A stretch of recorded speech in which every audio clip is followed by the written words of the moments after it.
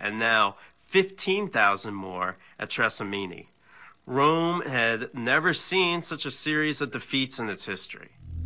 In the face of this defeat, the Roman Senate makes a bold, perhaps desperate decision. They vote to appoint a temporary dictator over the military to put an end to Hannibal's reign of terror. He is Quintus Fabius Maximus. Selecting a dictator is extremely rare in Roman history. They highly value their republic, and so the idea of handing absolute power to one man isn't taken lightly. In fact, the position came with an automatic time limit of 6 months. Fabius raises an army of 90,000 men, the largest yet in Roman history. But he isn't going to use them in direct combat against Hannibal. Fabius is an excellent strategic thinker.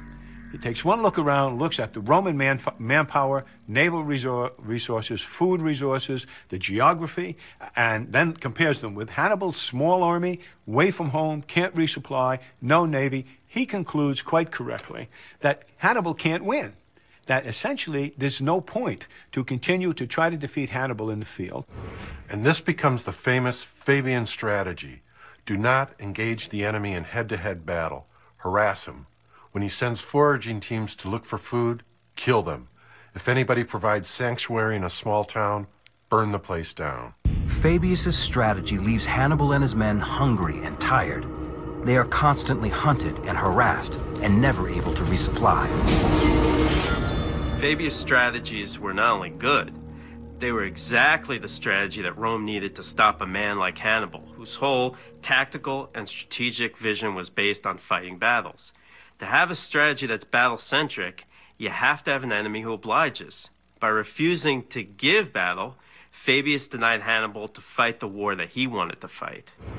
This is a strategy that would work, but the problem is, like all strategy, it depends on political will. It depends on the political will of the Senate to essentially continue the Fabian strategy, perhaps for 3, 4, 5 years. Well, what happens is, this is not the Roman way. Despite the strategy's success so far, the impatient Roman Senate forces Fabius to resign after 6 months. They return to their more typical mode of government with the election of 2 civilian co-consuls. Paulus and Varro are chosen and directed to defeat Hannibal as quickly as possible. Varro wants to fight Hannibal in an all-out war.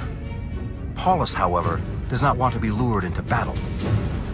This is problematic because there's a combination of 2 Roman armies. The 2 co-consuls, Paulus and Varro, trade off command every other day.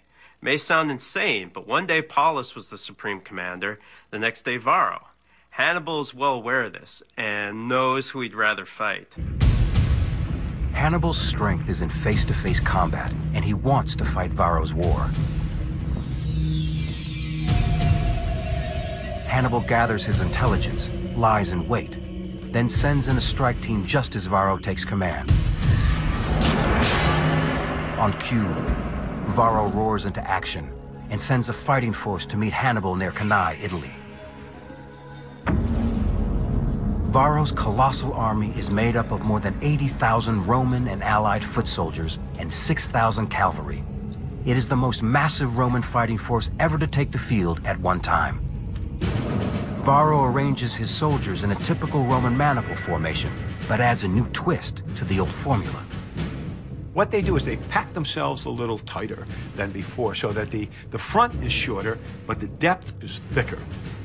Only 300 feet away, Hannibal deploys his own infantry force of 35,000, but in a unique configuration, never before used on any Western battlefield. Normally, an infantry line would be deployed straight. He deploys it in a concave bow, with the belly of the bow facing closest to the Roman lines in a kind of semicircle.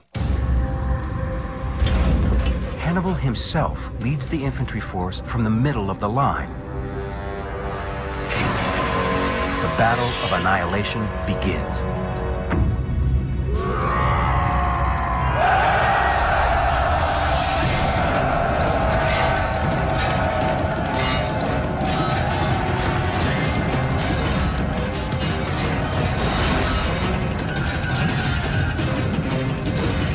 The infantry battle is fierce.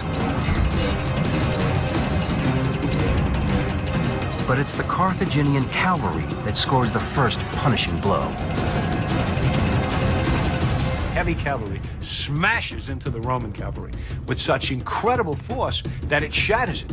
I mean, between the dead and the wounded and the dead horses, the rest just take flight. Trying to outrun this tidal wave of death, the Romans are chopped down in full stride. It is the beginning of one of the greatest battles of all time.